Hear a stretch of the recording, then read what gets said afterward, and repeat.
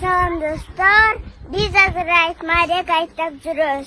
Айтыңар кутlu Болсун. Day 1, 2, 3. Maarek'te kutlu olsun.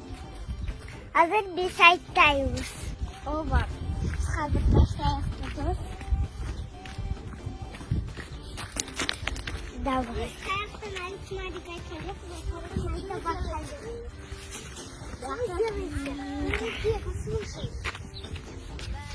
Видео снимаю.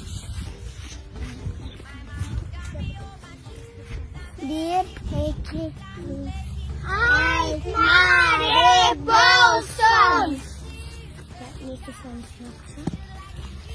Вот. Это Каролина. У нее другая сказала. Нам дают конфеты.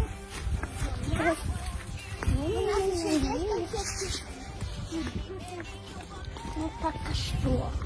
Да, мы потом будем Gelgine. Oy, taptoqqa turaylar. Gel ayttagala, ayt Mаарek bolsun dediңер bi? Sal gıla, al bu kısı tapı kambetten al gıla. Maşallah.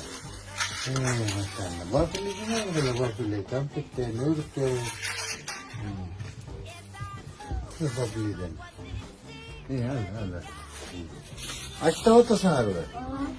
Maşallah, yaxşı. Rahmat.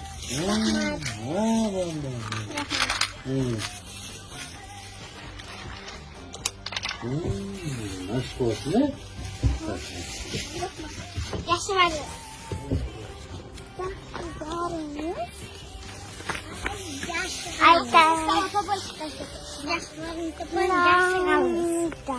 А потому что они не поместятся совсем.